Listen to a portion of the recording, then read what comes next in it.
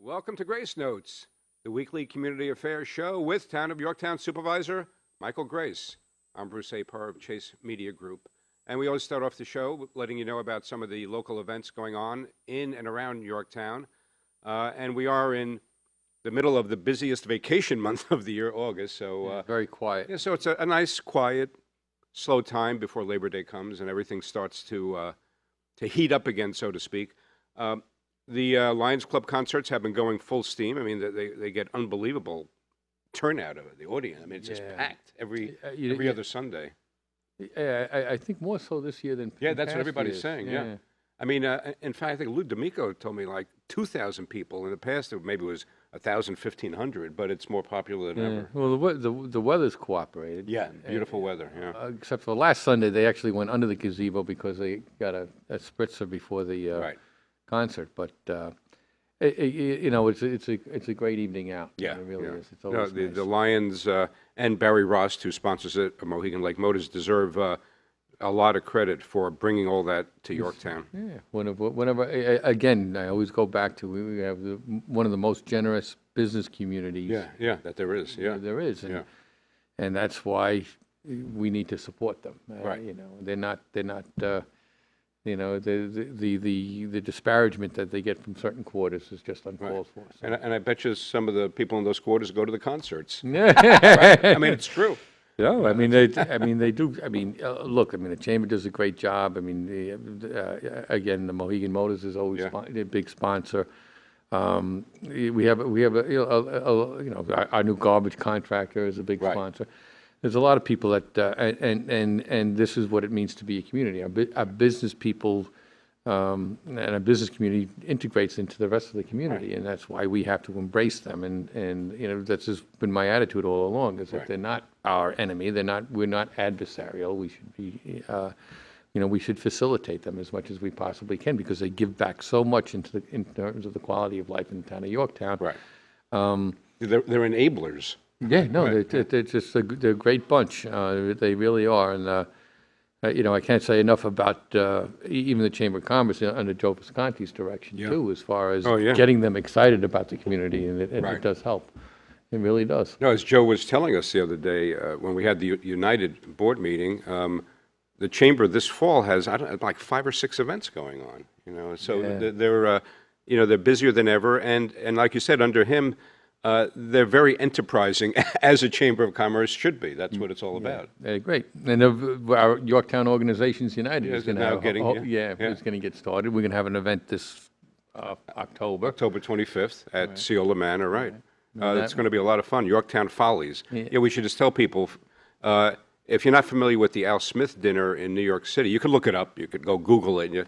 But it's a very popular annual event where all the politicians get up on stage and poke fun at themselves and each other, all in good fun and all in the name of charity. Actually, it's a benefit for charity, as ours will be. Yeah. And then we'll disperse whatever proceeds to groups in town, non-for-profit groups in town.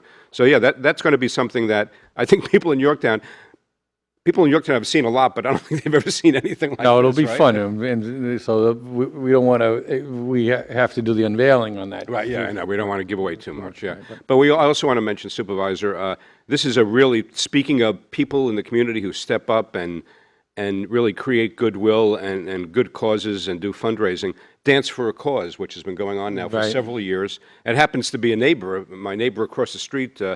The Bonners, Ashley Bonner, the daughter, who's a dancer, started doing this for her aunt, who has adrenal cancer. And when she was much younger, she came up with this idea to put on a dance recital of sorts at Yorktown Stage.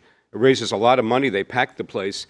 And this year, another neighbor in our Pine Tree neighborhood, Craig Shulman, is going to sing there.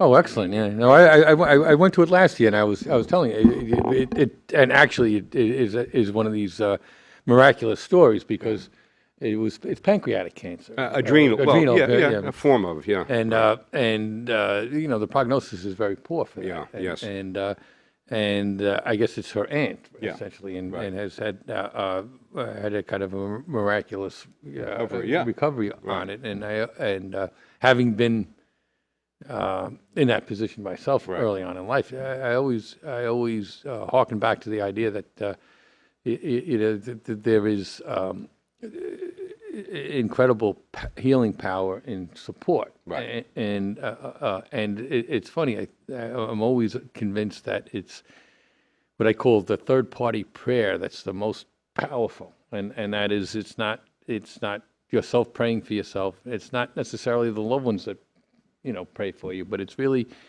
the prayer of strangers. Strangers, yeah, that that's that right. really makes a huge difference. And to me, the prayer takes all sorts of forms, and we do contemplative prayer, we do meditative prayer, we go to our houses of worship and Right. and pray, but prayer isn't just that contemplative, isolated, talk with our God, but it's also in what we do on a daily basis. Right. And the outward expression of prayer is doing these types of things. I think, Yes. when to me, it's one of the highest forms of it. And I know you can relate to it Yeah, because absolutely, you've right. had your own personal tragedy Right. in your life with your son. Yeah. And Oh, and I did go, actually, speaking of that, when Harrison was in the hospital, and unfortunately, to say the least, he didn't make it out of the hospital, but I literally sat there praying. Yeah. Because that's the only thing you can turn to at that point. That's the only thing left, really. But you continue that prayer in Yeah, right. his Even beyond, right, in his right. foundation, That's in right, his that's memory, true, and all yes. those other things. And I think that Right. you got to, in a very bizarre way, you always see, these tragedies in life, I think, always bring great graces, but they not necessarily, not necessarily for you to realize, but Right. the things that your foundation does and spills over to what, the goodwill that it does to everybody else is there is this great grace that this, tragic loss of your son actually does produce. Results in, yeah, Yeah. yeah. No, you're right. I mean, and then that becomes, frankly, a source of comfort for the rest of your life. Yeah. It really does. Yeah. So we always try to encourage people in the community to get involved in these things and Yeah. to acknowledge them. And it's another great annual Yorktown event. Right, yeah. And I have to thank Barry at the Barry Liebman, at the Yorktown Yorktown Stage, stage, because I think he had a very difficult time trying to fit them in it. Yeah. So he's to revise his schedule, whatever. I'm very grateful for him Oh, to yeah. make No, sure he's that very he good can about that, Barry. accommodate. And we should mention, but I didn't mention, it's August 23rd, 7 p.m., Friday, August 23rd, 7 p.m., Dance for a Cause at Yorktown Stage. And you can call Yorktown Stage, I'm sure, for further information. Or, I mean, we might as well give this out. Or you can email Tova Bonner, Tova Bonner, Bonner, at mac.com. And I also mentioned Ashley Bonner, her daughter, has been nationally recognized for the work she's done through this fundraiser, so that's nice. And there's also, I think, Augie's has a golf tournament. Well, that's actually next Monday. outing Monday? Yes, August autism? 12th. Yeah, Autism Speaks. They've been doing it, I think it's at least the third or fourth year they've been doing their golf tournament to raise money for autism, which Augie's owner, Audrey Hockroth, her daughter has autism, and she does great work, with that organization and the golf tournament raising money. Yeah, so if anybody wants this, has an inkling of wanting to do that, Yeah, that's contact on Monday, contact Right, them. contact Augie's, yeah. Yeah, that's right. And then, of course, I know you were just involved, Supervisor, with the Purple Heart, right? Yeah, well, today's ceremony, Purple Heart, yeah. and actually quite surprising. I don't know why something like this wasn't done sooner, but Right. Yorktown became a Purple Heart town today. We did Yeah. a ceremony over at Patriot Gardens, and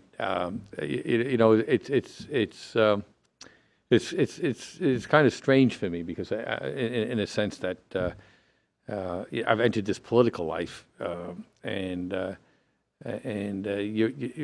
of the things that comes with the job, so to speak, is that you have this opportunity to honor your veterans, and to me personally, I'm always enamored and venerate our veterans for what Yeah. they've done, Oh, yeah. because I think it's you talk about a selfless act, and these guys that put themselves in harm's way, and are injured or killed, for our freedoms is a huge thing. Oh, yeah. And it's we live in a day of in an age where it's actually I guess it's maybe fortunate or unfortunate, depending on your perspective of what point you're looking at, but war has become mechanized and very impersonal, which I guess is probably a good thing in terms of we get smart bombs, we do this, we do that, but we sometimes deal with these notions of the sacrifices that these people have made, and delegate it to the abstract. Right. We don't know how to make it corporal for us, and it is corporal. I mean, it is these people suffer wounds, they suffered permanent damage or death, and their families suffer, and it continues for a lifetime for a lot of these people. The sacrifices they've made on behalf of us. Right. So every opportunity that I get, I'm entirely grateful, and I actually feel kind of funny and maybe somewhat out of place that but it's a great honor to be able to go to a ceremony and verbally and ceremonially thank these people for all their service. Yep. And it's something that we shouldn't forget, and we have for every generation, and it's from we think of veterans as as veterans, the old the older people in our lives, but and our youth doesn't necessarily understand the gravity of those sacrifices. Right. And especially in a society that I think we have a kind of soft underbelly where we halfway live in a virtual world of video games, not knowing, understanding what the real sacrifice means. Right. My mother was a German Jew refugee who fled from the Nazi prosecutions and the Kindertransport to London, and was lucky to survive, as did her parents. But I always, try to even impress upon my kids, what it was like for my mother at 15 years old to be stuck on a boat by herself to go to a foreign country where she had to then fend for herself until after the war. And the human stories and interest stories that evolve out of these things, and the bravery, the courage, the fortitude, the passion towards towards protecting our freedoms, the passion towards really trying to reaffirm the good in human nature and everything else, and that was what we fight for, and what we take literally for granted, and we do because do you see the pettiness that exists in this day and age, and especially in the political arena. Yeah. I mean, it's as I don't have to remind you, the focus on the negatives instead of what's positive and constructive and productive. And right. Well, I see it. I scratch my head because even in a very local level, that exists. In actual spades. I mean, there are people that they just can't ever muster up a good word for anybody, or ever recognize a deed well done. Right.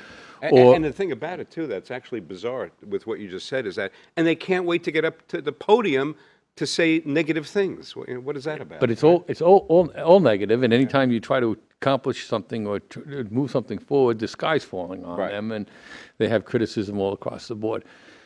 And I find it after a while, I'm subject to it probably on a daily basis, and it's unfortunate because it becomes pettiness. It's not constructive, and it's not moving things forward. And the discourse that we have at that level is not lost on the general public or on our future generations. When they look at it and they become cynical about life, and they there is a certain value to character and charity and forgiveness and polite discourse. There really is a value in it. Absolutely. And even if what was the even if you do it in hypocrisy, at least it pays homage to the virtue and so. But And, if you have any doubts about it, just remember the sacrifices that other people, real sacrifices and that people have made in their lives for your ability to be there at the podium to throw stones. Right. And, think about that and then then approach your issue but do it with some courtesy. Right. So, but it's, I think these our holidays of Memorial Day, Veterans Day, and now, today, Purple Heart, Day are things that, we really need as a community to take the pause and sit quietly and think about what people have done for us. Right. Oh, yeah, absolutely. Yeah. And I want to mention that a Yorktowner, Neil Gross, is one of the people who was instrumental in creating this, making some of the local towns Purple Heart towns, and I know he's very passionate about it. Yeah. And he, some people like him, it's him and other people who work with him, who take something that wasn't even there before. You had the Purple Heart, but you didn't have this kind of recognition of it, and he makes people aware of, like you said, all the good and brave things that all these people did in our behalf. Yeah, and to segue into that, I actually segue out of that into something that we talked about at the town board meeting last night. We had the ceremony over here at Patriot Park, right? And a lot of people don't even know that it exists. It's the old railroad turnaround, right, behind the skateboard park. Yeah. Yeah. And what we're trying to do, last night we did I did a presentation to the town board for the highway garage relocation. And one of the things that we want to do is we want to connect Patriot Park to Railroad Park and have that linear park downtown, which I think is very important because I always feel somewhat, it's a little disappointing that you have all these ceremonies in Patriot Park and nobody even knows where to go or that it exists, and it just ends up being a sort of a flower bed on the side of the bike path. Right. And it would be nice to actually incorporate it into the town. Yeah. And with real memorials, monuments there, and there are some already, and of Fahey who had given his life in Afghanistan. Yes. So we had a ceremony there about a year and a half ago. But it is an important thing it's somewhat sad to have these ceremonies and these monuments in a location that is at the complete outskirts. Right, it's overlooked. Yeah, and they really should be part of the center of our community, because these are the people that but for them we don't have a community. So anyhow, but we're moving ahead as far as the town business. We made a presentation to the town board last night in regard to the relocation of the highway garage up to the hill. And we some of the things that we went over last night is the fact that we run a composting operation that uses the dewatered sewer sludge, and we have this big operation on the hill, and it takes up an enormous amount of room, and it's not very effective, and it's very expensive, and it's cheaper for us, I think, to ship the sludge out, the dewatered sludge out, rather than try to mix it with wood chips and try to get the bacteria down on it sufficient so that it can go out for composting. And it can go for composting, go for lawns, but it can't be used for anything where you have a vegetable garden, anything that you would eat because of the metals in the sludge. And it's a major operation with a major investment of capital in terms of equipment and personnel to run this operation. And it seems to be that it's more expensive than just shipping it out. Right. The big advantage for us is that removing that composting operation from the hill gives us plenty of room to relocate the highway garage and a secondary building for Parks and Rec Department equipment. Right. And the plan is to construct steel buildings, Butler buildings, which are pre-engineered and buildings. One that's 20,000 square feet of 100 by 200 dimension, and one of 140 by 260 square feet was about 36,000 plus square feet. One 36,000 would house the highway department equipment, and the 20,000 square foot building would house the Parks and Recs equipment. This would allow us to get all our vehicles and equipment under a roof, which is, I feel, very important because now left out to the elements, we have a deteriorating base of, in terms of the capital base, which is the equipment used, plows, vehicles, Right. you name it, that gets left to the elements and exposed to the elements. Everything goes inside. We were going to incorporate a wash shed, so after use, it's going to be washed and then put inside. So we feel that we can extend the lives of most of the equipment significantly longer than it's now presently. And save the town money. Yeah. We will look at vehicles. Some of these highway trucks, their drivetrains should last 500,000 miles. I mean, 500,000 miles on a Big Mac diesel should be no problem. Right. But the problem is if we get into 100, a little bit over 100,000 miles, and the body's rotted away from the drivetrain. So, and that's just a matter of maintenance and storage. Right. So it'll save us a lot of money in the long run. Save the Yorktown Sewer District a lot of money not to be doing this composting operation. Right. And the other irony in it is that we're constantly looking to issue sewer permits. We came very close to issuing sewer permits for the first time in 25 years in this town this year. But we had an excursion over our over our allowable flow out of the plant in terms of discharges. So we're constantly have a program where we're looking for what we call inflow and infiltration into the sewer system. And what that means is that basically stormwater, which isn't effluent, isn't sewer effluent, gets into the infrastructure of the sewer system. And so when it rains, the amount of flow going into the plant is significantly higher than in dry weather. Right. And it doesn't mean that, it's not because everybody sits in the house in the rain and goes to, starts to run all their water. It's the fact that stormwater gets into the sewer infrastructure. And that charges the system, and if it goes into the system, it's got to come out of the system. And we have a permit that regulates how much flow comes out of our end pipe. So we can only discharge so many gallons per day out of the end pipe. And if it's stormwater that's getting into it, then what we're doing is we may be violating our permit because we got too much flow going into the plant. So you're constantly chasing, you're looking for manholes or pipes that are broken, or people that would have sump pumps that don't discharge out into a dry well, but discharge into their sewer, they hook them into their sewer pipe. So when it rains and the basement fills with water, all that water is going into the sewer rather than out to a dry well somewhere. So you're constantly trying to find these, that would be to hook your stormwater into the sewer system would be an illegal connection. So we're constantly running around looking for illegal connections. Well, one of the Looking for legal connection. the illegal connection of tying in the stormwater into the sewer pipe. You can't. I got a roof leader and I put it in. I don't want to discharge it on my property, so I say, I'll put it into the sewer pipe. So you have to monitor that. Yeah. Right. So what you'd sometimes do is, you put one of the methods that you do, you put smoke into the sewer pipe.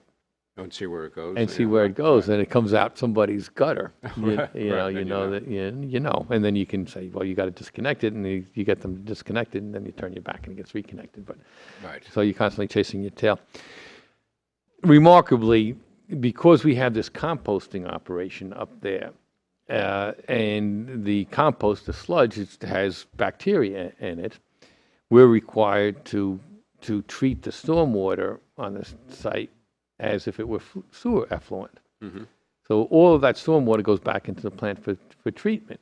And on a heavy rain, if you got a few inches of rain over 2 acres of land, it's a significant, incredibly significant amount of water. Right. And just eliminating that from our system would be a big bonus for us. It's a major source of inflow infiltration that we could fix in 2 seconds. Right. So discontinuing the composting operation is going to save us money because we've got a dedicated front loader to it, a dump truck, what they call a Wildcat, which is a big rototiller apparatus, an aerator, and then we have to HEMO, which is a heavy equipment operator up there constantly turning these piles. We have to do lab tests on it. We have to do we constantly have to turn these piles. So we have administrative expenses with it. We have to get permits on it, and as permit requirements are getting stricter and stricter, doesn't make sense. So we're going to eliminate that. By eliminating that, we also free up about 2 acres of land up there, which could accommodate not only the new highway garage, but a building for the Parks and Rec as well, and get all the equipment under buildings. One place, yeah. And create certain efficiencies in the operation. Not only can we now remove what is the eyesore in the middle of Yorktown Heights, which is the highway garage, out of the Yorktown Heights and reclaim that property towards, what we want to do, which is Depot Square. But it's going to also allow us to take all the stuff out of the middle of Downing Park, which is now occupied by Parks and Recs, Right. and bring that up to the hill, including, if you go to Downing Park, you'll see the Parks and Rec building, and all the equipment out, and again, all outside because they Right. can't store it inside. And then you have these piles of material piles as well over there. So I always say it's funny, if we had a property owner in the town of Yorktown operating their property the way we operate our property, we'd be fining them. Finding them, yeah. But Right. for us, it's okay. Right. So a lot of the issues came up. So what's it going to cost? What's it going to cost? Well, the Butler buildings are very cheap. They're about somewhere in the neighborhood of $5 to $7 a square foot, Right. depending on what you put on them. But for the total for the two buildings would be somewhere around $400,000. Right. And which is very inexpensive for the type of square footage you get. So that because they're prefabbed steel truss steel buildings. And the other idea is that we're going to create an enormous amount of surface area over the roof spans of these buildings, so they're all going to be solar powered as well.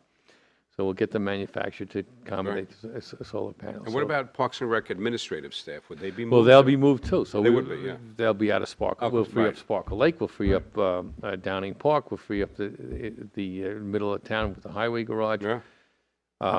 Some of the concerns were, we have to do a phase two study for everybody. There's different, when you have a site that may have environmental contaminants, there are certain phases in which you approach it. You do a phase one, which basically looks at the history of the property, its uses, to see whether or not there were any uses on the property that could have or may contribute to some type of environmental hazard.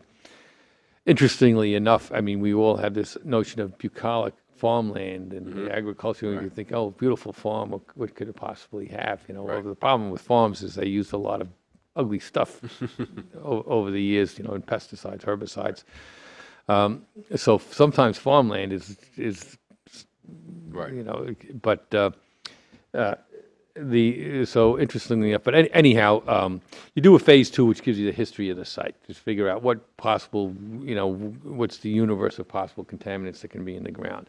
And we've done that. And so long as you identify any uses on the property that could contribute to some type of environmentally hazardous product, you do then what you call a phase two. Well, we have a highway garage, so there's a possibility of oil, there's a possibility of metals, et cetera, that could be in the ground because it's not a this kind of bucolic residential use. It's been a commercial use. So you do a phase two. Phase two essentially is you take boring samples of the earth there, and you see what's under the ground and what's there, if they're acceptable levels, because a lot of the stuff that either can be considered to be an environmental hazard or naturally occurring. Right. Such as one of the things that you may find in there is arsenic, and arsenic always sounds, oh God, it sounds terrible. Right. But arsenic is in the Earth's crust anyhow, is a naturally occurring material. But you could find that in there, but it actually is not great hazard because it becomes soluble with water and actually becomes very harmless. But that's what you kind of look for. And then the phase three is once you've identified it, what you have to do to contain it, to clean it up, or whatever it is. And there's a lot of concern. It's like, don't go into the ground because we don't want to know, which I think is a little bit I say is somewhat irresponsible, because if you have a notion that there is something, I still have 40 employees working on that site. So I think they, if they're working on that site, certainly is You an wanna make obligation sure, on right. our part that they're working safely. And I don't think the concern should be that great. Number one, it wasn't a manufacturing site, which manufacturing sites are the worst sites because you have either constant discharge from the manufacturing process through pipes, through disposal systems. If those pipes leak, and then you can have a constant discharge. Worst comes to worst, you may have had intermittent discharges over there. But more importantly is that the type of cleanup that is required depends upon what use you're putting it to after you've identified what's there. And what we're doing is putting up a building, which would be a retail commercial building, maybe some mixed with some residential uses. But where the building is going, or is planned to go, is actually at the far corner next along Underhill Avenue in front. It's at the corner right there. Yeah. And that corner piece, which is the front lawn of the highway department, is really the lawn area, which hasn't been subject to a lot of activity because was the front lawn. But before it was the front lawn, believe it or not, that was Underhill Avenue. Right. Because if you look at the way the highway building, it's got this kind of crazy shape to Yeah, it. right. It's a rhomboid, whatever you rhomboid, rhomboid, yeah. But it has this angled front. And the angled front was because it used to run parallel with Underhill Avenue. So, which then Underhill Avenue, after urban renewal, was curled, and it makes this hard right turn. And believe me, I have to give directions. What happened to Underhill Avenue? You get to that light at Keir Street.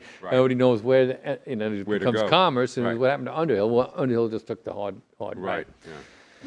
So in that area where the building would go, where the occupancy would go, is the area that is of most concern. Right.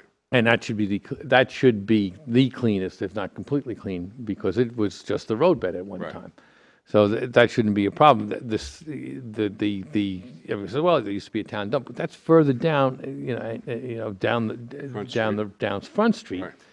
And under the site plan, that's all going to be undisturbed anyhow, because that will be parking area for the new building. Right. So the remediation for a parking area is completely different than remediation that you'd have to do to put up a building on the property. So all things considered, it looks like we should be able to do this. Right. And my request to the town board, which I've given them a week to think about, is that I want to go out for a request for proposal on doing a phase two. So the parameters of the phase two and the cost on the phase two. And again, I want to request for proposal to solicit proposals from architects to help finish designing what would be the two new buildings up on the hill.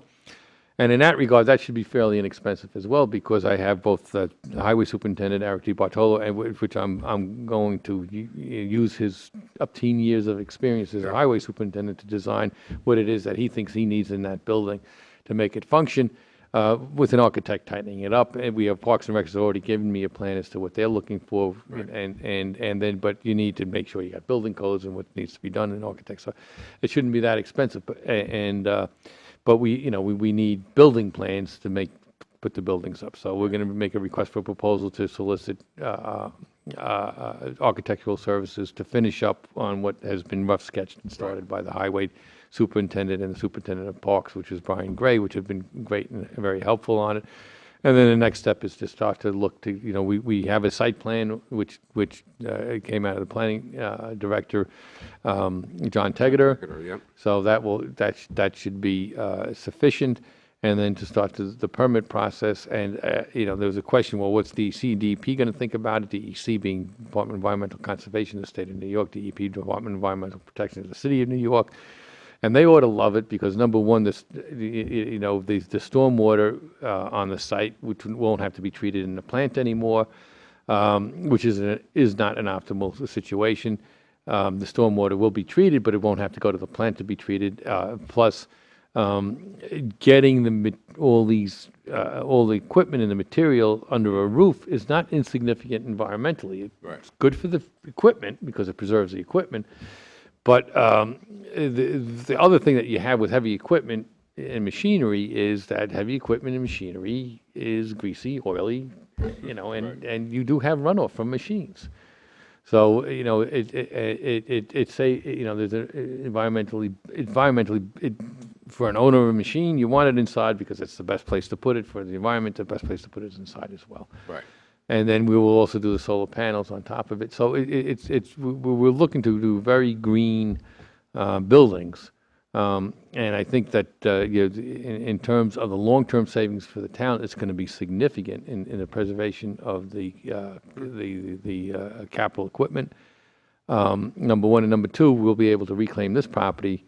I think it's got a very high value because it's in a great location, and put it back on the tax rolls, which is not going to be insignificant, rateable, and create a town center, which is going to enliven the downtown area, and we'll finally have an identifiable downtown area. Create a linear park, which connects Railroad Park to Patriot Park. I mean, the plan that John Tegeter put out is just beautiful. It includes a flag plaza, sitting area, and some of the other things we're thinking. Gazebo, right? Yeah, There's a we're thinking gazebo of. in there. Yeah, we're thinking of doing an amphitheater for concerts. Right, By Patriot performances. Park. Yeah, and we can actually do it create it with the natural contours of the land. Yeah.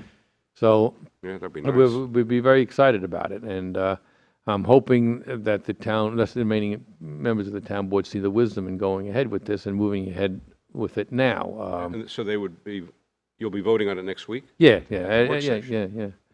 Because I want to get it going. I mean, it's funny. I mean, everybody knows it's beginning of silly season, so some people tell me shy away from pushing things like this because you don't do that in an election season. But I'm of the opinion that the work doesn't stop just because there's an election going on. Right. So let's get moving on that.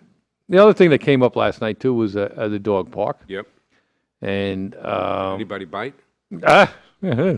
well, there may have been a little barking back. It was definitely barking back and forth. It's kind of curious on the. We had two very interesting issues last night that would give leave the environmentalists in a kind of a schizophrenic state. And I say that kind of jokingly. I'm not, I should be a little bit careful about it. But we have open space committee, we have conservation board, we have all this, and we have parks, and we have a lot of it. We have acres and acres and acres of it. Well, they want to take an acre and a half and make a dog park at the Sylvan Glen Park, which is land that we took in, I believe, in REM a long time ago, and the Parks and Recs Commission have been chasing this tail, no pun, their tails for the last decade almost, trying to locate a dog park. Right. And we've been through every piece of property on the town as far as what would make sense, and it comes back to this particular piece of property makes the most sense. And there's a trailway system that which is from Lexington Avenue, which is the furthest west border of the town.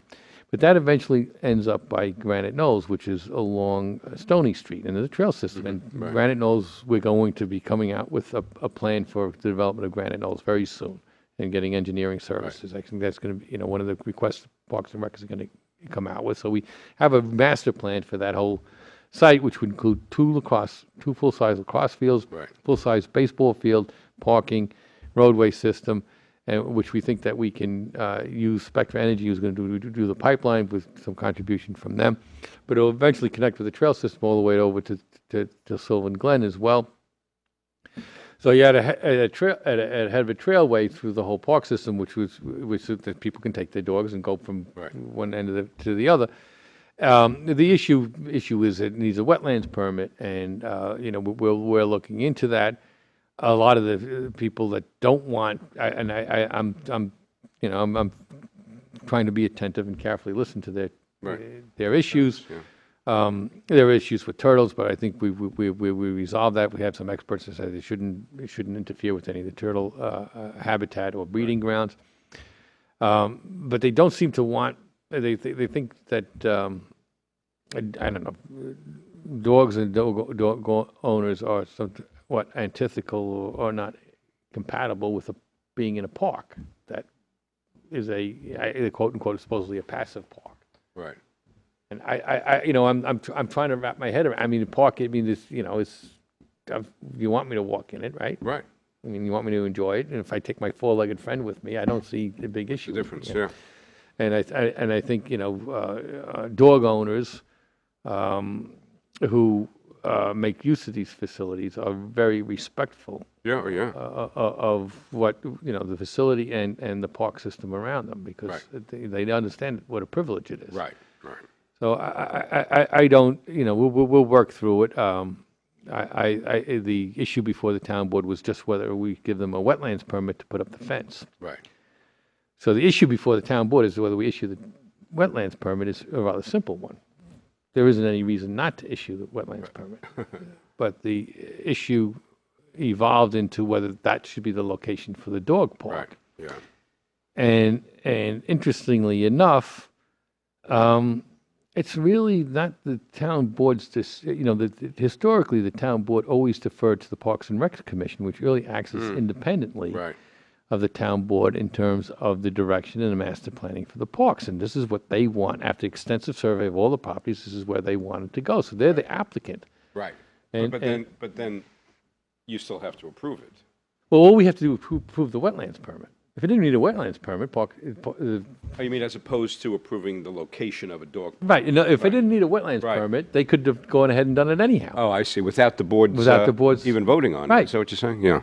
So it's just the fact that it needs a wetlands permit Right. to put up a fence Right. that it becomes an issue before the town Right. board. Otherwise, Parks and Rec, who's in charge of the parks system, would say, I'm making this a dog park, and we would, Right. I mean, we have to fund, we have the power of the budget. Right. So in that sense, we can veto anything that they want to do by not funding it. Right. But deference should be given to the Parks and Rec Commission, especially after extensively surveying the whole town for a park, and this is what they think is the best place, and I think the deference should be given to them. And they've had their right request. Citizens represented on the committee and everything, right? With input. Yeah, I'll give you, I was talking to someone of the commissioners, and I said, it's funny, we had this hearing, but, you have, if this is what you want, you have to really make yourself known that this is what you want and why you want it there, and and explain the surveying that you've done for other areas. And I said, when the Holland Sporting Club issue came up, last year, whenever it was, I can't even remember anymore, but, and I suggested that may be a nice place for ball fields. Right, yep. The Rec Commission came back and said, how dare Supervisor Grace suggest ball fields when we're the guys that are in charge of what goes into what parks? I remember that, and I said, well, the point is, you need to, it's a disturbed area, which there should be a plan for. Give me a plan. If you don't want ball fields, give me a plan. Well, they finally settled on a plan, and hopefully we'll implement that as well. Which doesn't include ball fields. No, but they were very vocal about it, and wanted me to know that this is their bailiwick and their jurisdiction. You're treading on their territory. Treading on their territory, and I'm thinking, well, where were you last night when you wanted the dog park? So they have to. It's just interesting that and this actually goes back to full circle where I was talking before. It's the discourse. It's having respectful and attentive discourse with everybody. To see what the issues are. So we're going to kind of flush out the some of the environmental concerns that people have, but doesn't seem to be many. And then again, it's a wetlands permit just to put up a fence, and to clear some underbrush, which needs to be done anyhow. So hopefully that will be, once we've fully examined all the issues as they've requested, the environmentalists have requested us to do. Hopefully we can move ahead on a decision on that. Yeah. And then the other issue last night, again, we did this right until dark. Well, and another interesting one was this, we have a applicant who wants to put in a large, almost an acre area full of solar panels for the yeshiva down in the YKY off of Illington Road. And there's opposition to that, right? Well, Some the irony is that, in order to have solar panels, which produces renewable clean energy, which and they're doing it to the level where they'll be energy independent and actually probably feed back the grid energy, electrical power. Solar panels don't work well in the shade. I can't imagine why. Yeah. So you have to cut down trees. Yep. And there becomes the rub. Right. it's interesting in the sense that these are some of the realities that you have to deal with. Right. If Well, you, it's like collateral damage, so to speak. yeah. I mean, if you want windmills, you got to put up the windmill, Wind. and you got to put it up where There's wind. and Right. and they're big and they're bulky and they may not be aesthetically Right. pleasing, and they may not, if you look out at your window out on Nantucket Sound, may not like them or whatever it is, right? But that's the price you pay for that type of renewable energy. Right. If you want solar panels, and you don't, for the highway garages in the Parks and Rec garage, we have roof surfaces that we'll put them on. But where you don't have them, you put them on the ground. Right. And as you put them on the ground, you not only they take up the space that the trees would take up, but you also need to, create an area around them that they're not shaded as Right. well. Right. So it becomes this dilemma. What do? We keep the trees, to save the trees, use regular power, do we Right. take them down? So it's interesting, and I think what's kind of cutting edge about the YKY application, it really is a significant field of solar panels, and it Right. is probably one of the bigger projects of that nature, probably in Westchester County, if Wow. not the state. Right.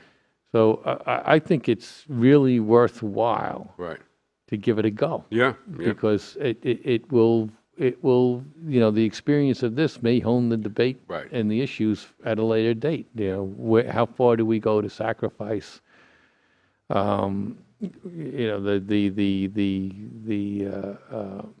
vegetative growth for renewable energy? Right. Because Yeah. It's a trade.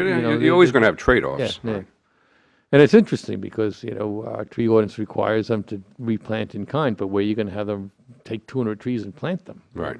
So it becomes one of these things. And then the idea is, well, then they should make some remuneration financially to the town to plant trees elsewhere. And then now you're starting to you're getting a little far afield right, from what, right. and you start to do that, then economically, the project doesn't make sense Right, anymore, right. and then now you're back to square one again.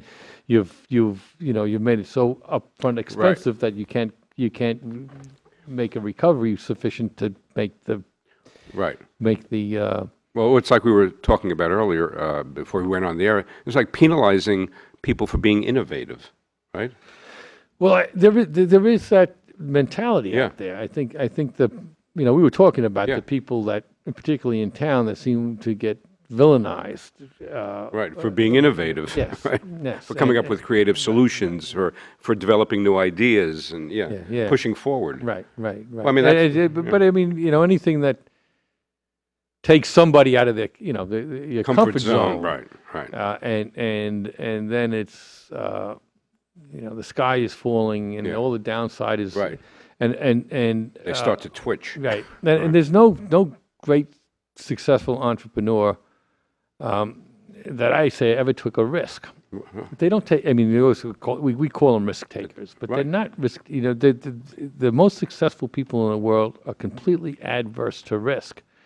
What they do is they calculate. I was going to say, it's a calculated risk, Yeah, right? they calculate the Right. return, Right. and they don't get shied away by the sky's falling, Chicken Little, Right. negativity in terms of constantly pointing out, well, the downside on anything, because Right. the downsides are just really more an expression of our own fear, which are Right. really, can be completely overblown. Right. Fear is a good thing in right measure, but it can be paralyzing otherwise. And Right. I don't think the most successful people aren't they're calculated, they've calculated Yes. Right. the benefit, and they rationally see the risks. Right. I get ribbed a lot because I said something at the unveiling of the Depot Square project that, Right. sometimes that line. I jump and worry about how I land on the way down. Right.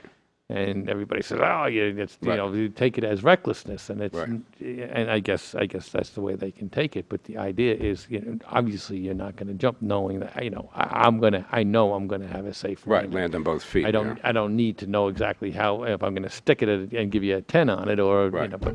but the bottom line is that I mean the idea of never leaping forward Right. is to me antithetical to our whole American spirit. No, you're right. In the context of what it was said, which is the highway garage, it's if I have naysayers, they say, oh well, don't go into the ground, don't go see what's there, don't do this, don't do that. We can be paralyzed and say, oh yeah, I've got to. Right. Look at what the nature of the project is. Look at what we gain. Where is the downside? The downside in the whole mix is that you may have to clean up a site that you should have you have a moral obligation to clean up anyhow. Right. Right. So don't and this is why again it gets back to the discourse and obviously people's perspective on Right. things. It's the same thing with the dog park. I mean they're worried about dog feces and dog urine and you've got a park Right. with deers, raccoons, go on and on and on, and the one of the bigger, I'll probably get criticism for this, but one of the bigger environmental hazards that we have in this area is deer. Yeah. It eats the hardwoods. Right. Yeah. It's killing because the hardwoods grow slow, so they get eaten and they can't grow. The invasive species grow quickly. The weeds grow quicker than the plants, so to speak, and so you get a lot of this crap, wood.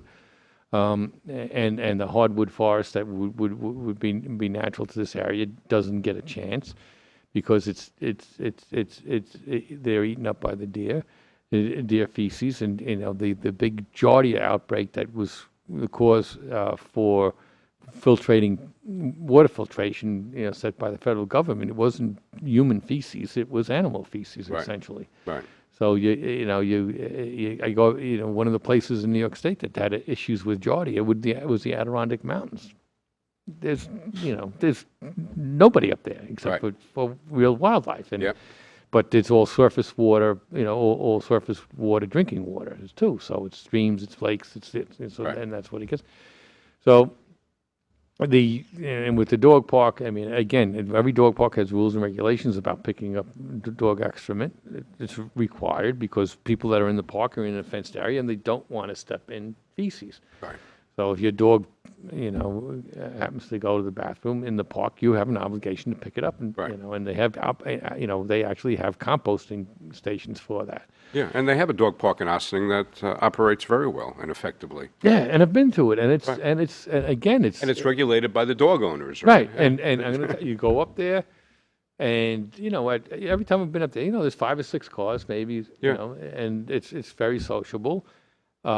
It's in a wooded shaded area, which they like, and the dogs have fun. I mean, and there's some picnic tables set out for the people, and they have a fire pit when it gets cold, and it's sociable. It's not completely inundated. It's it's that Sylvan Glen Park is everybody said it's just a beautiful spot. It is a beautiful spot. Yeah. And why wouldn't you welcome its use then? Right. So, but we'll work through the issues. And it'll get done, right? Yeah. So. All right, so I guess that's the update on some of the core issues, right? Yeah, and the last thing that will be coming out very shortly is we got real good. I've just sat down with the outside auditors on our budget. Right. It looks like we've generated over $1 million in surplus over this year out of my budget. So, which bodes very well. Good news. Yeah, very good news because we settled the PBA contract, right? And we've done CSCA, right? We're settling that now. We've done a lot of good things. We moved a lot of things ahead. We've done it with a lot less. We've saved money through attrition, through being wise about how we're spending our money. We were conservative on our revenue projections.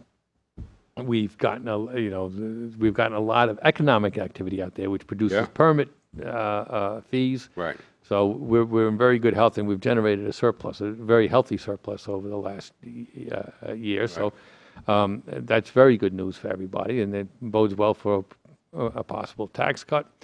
We've also have done extensive re-examination of our capital budget, and we're in very good shape there as far as what we need to do and what we didn't need to do and what were wish list items. We've trimmed a lot out of the capital project budget that really doesn't need to be done. There's a hue and cry about all the roofs being done in the YCC and the police department and town hall. We've narrowed it down. There's minor repairs on most of the roofs except for the roof above this room, which is a town board room. That really needs to be done. People wanted new windows at the YCC, which was a couple $100,000. We've settled that argument. They're fine. We do need to do some culverts in town, which is very important. Some stormwater issues, and so we've kind of really focused in on what really needs to be done, what's urgently needs to be done, which doesn't have to be done, and rearrange the plan. We're in really good shape with that. And we think that we can hopefully go out to bond and start to address the capital projects which have not been addressed in half a dozen years. Right. And with not having affecting any increase in taxes whatsoever. Oh, wow. So and it's based upon what we're retiring in debt, what our revenues are now, and the debt service on the capital projects going forward. Right. Yeah, so I think we're in really good shape, but we'll get into that in the town board meeting on the 13th. Right. And again on the 3rd, but it's all very good news. Well, the 13th is a work session. We'll be in Right, front of the board in the work session. It'll be out on the public on the 3rd on the state of the budget, the capital project. That's day after Labor Day. Yeah. So I'm very. Yeah. I'm very proud of what we were able to accomplish. It's all really positive news. Yeah, it's good. All right, and in closing, I just want to say that you hear the word around town a lot, developers. People use the word in different contexts depending on their point of view, but developers are called developers because they develop commerce, right? They develop revenue, they develop jobs. I mean, so it's all good, and some people, for whatever reason, try to turn it into something that's not good. Well, it's remarkable in this country, the cultural shift in that regard, because we disparage those that are successful. Yeah, right. That's right. And we do that all across the board. It is in the political lexicon at this point. I mean, there is, it's always the haves, the have-nots, and it's, and it just gets, it really gets silly. I mean, you say, the developers, and so there isn't. Understand that any piece of property in the town of Yorktown that is put to use is owned by somebody in the town of Yorktown. It's not somebody, some abstract outside concern. Right. It's within the town. Yeah. I mean, we'll be having lots of debate on that. In the next number of weeks. But people like that, I think, are ingenious. So I guess that they generate ingenious envy. Anyhow, thank you for watching Grace Notes with Town of Yorktown Supervisor Michael Grace. I'm Bruce Apar of Chase Media Group. Be sure to watch us next time and every time because Yorktown is your town. Thank you.